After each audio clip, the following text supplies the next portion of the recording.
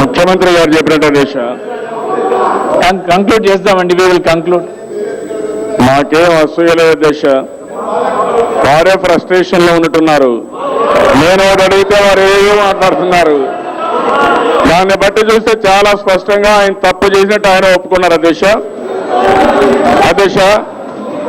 ఇప్పుడే వారు చెప్పిన లెక్కల ప్రకారం అయితే 27 లక్షలు అన్నారు. 27 లక్షల ఇండ్లు కేంద్ర ప్రభుత్వం యొక్క డబ్బులు మిస్యూజ్ చేయకుండా 100% రాష్ట్ర ప్రభుత్వం ఖర్చు పెట్టి ఇండ్లు కట్టాము. అధ్యక్ష మీరు చేసిన ఘనత ఏంటండి? 12 లక్షల ఇండ్లకు కేంద్ర ప్రభుత్వం డబ్బులు ఇస్తే ఒక్కొక్క ఇంటికి 25,000 ఇస్తే అందులో 60% ఎస్సీలకు ఎస్టీలకు పెట్టమని మీకు స్పష్టంగా ఆదేశాలు ఇచ్చారు. నేను అడుగుతున్నా, ఈరోజు మీరు కట్టిన ఇండ్లు ఎక్కడైనా ఎస్సీ ఎస్టీలు ఇండ్లు కట్టుకున్నారండి? ఒకప్పుడు 50% ఇండ్లు ఎస్సీలు ఎస్టీలకు కట్టాము మేము. ఈరోజు ఎవరు కూడా 35,000 రూపాయలు అప్పు తెచ్చి బట్టి కట్టుకునే ప్రూవ్ చేస్తామయ్యా మేము ప్రూవ్ చేస్తాం. అధ్యక్ష నేను ఒకటే అడుగుతున్నాను, మీకు అధికారం ఉందంటే ఐఏఐ గైడ్లైన్స్ మార్చడానికి ఏ విధంగా మారుస్తారండి? చట్టాన్ని మీ పరిధిలో తీసుకుంటారు అంటే ఇది ఒక పద్ధతి లేదు. అడ్మినిస్ట్రేషన్ అంటే చట్టాలు మీకు చుట్టాలైనాయి కాబట్టి మీ ఇష్ట ప్రకారం చూసుకున్నారు కాబట్టి రాష్ట్ర సంపదను కూడా మీ ఇష్ట ప్రకారం దోచుకునే పరిస్థితి వస్తా ఉంది. నేను అందుకని మిమ్మల్ని అడుగుతున్నాను, ఈరోజు అధ్యక్ష ఎవరైనా సరే కేంద్ర ప్రభుత్వం పంపించింది ఇచ్చిన ఇండ్లు 12 లక్షలు, 3,000 కోట్ల రూపాయలు మీకు ఇచ్చారు. 3,000 కోట్ల రూపాయలు ఇంటికి మీరు ఇచ్చేది 7,500 రూపాయల సబ్సిడీ. కేంద్ర ప్రభుత్వం ఇచ్చింది 25,000 రూపాయల సబ్సిడీతో కట్టమన్నారు. అది కూడా 60% ఎస్సీలు ఎస్టీలకు ఇచ్చారు. నేను అడుగుతున్నా, మీకు డైవర్ట్ చేసే అధికారం ఎవరిచ్చారండి? మేము ఆ విషయమే చెప్పాం. ఈ రోజు పేదవాళ్ళకు అన్యాయం జరుగుతా ఉంది. ఎవరైనా కడుతున్నారా అండి అని అడుగుతున్నారు.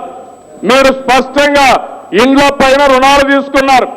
రికవరీ ఈ రోజు కాకపోయినా రేపైనా చేస్తారు. మేము ఆ విషయం చెప్తున్నాం. ఈ రోజు మీరు ఎంత దారుణం అంటే రోసే గారు ఇక్కడే ఉన్నారు.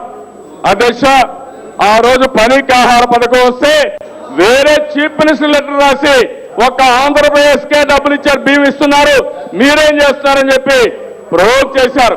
కేంద్రానికి లెటర్ రాశారు.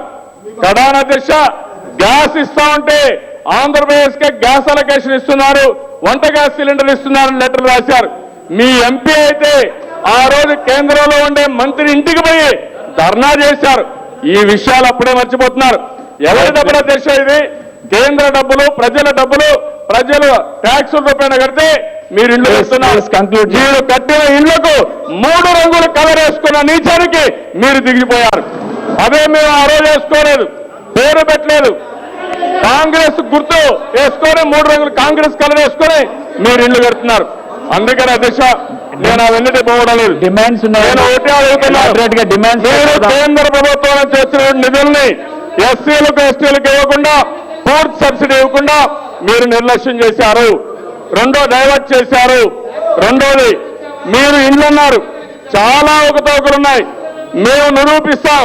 46 లక్షలు కాదు, అసలు 20 లక్షలు కూడా ఇంట్లో మీరు కట్టలేదు.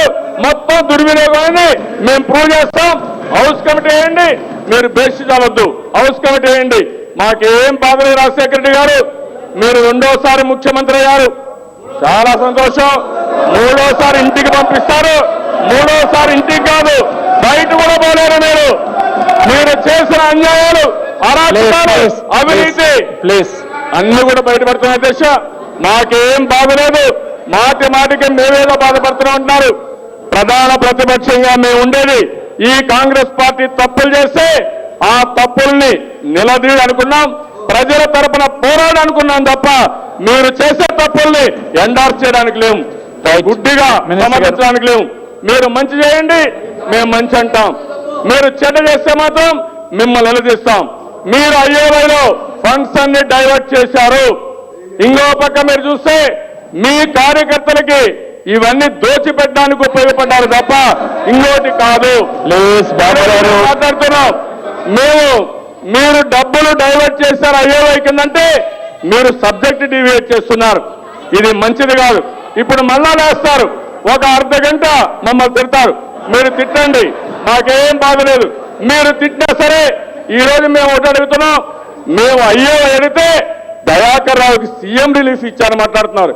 ఏంటంటే మీ సొంత డబ్బులు ఉండేవి ఎవరికి ఇచ్చారండి? అందులో కూడా అవినీతి జరుగుతా ఉంది. ఇలాంటివి చేస్తూ సబ్జెక్ట్ డైవర్ట్ చేయొద్దండి. మీరు అయ్యోల గురించి మాట్లాడండి, మేము వింటాం.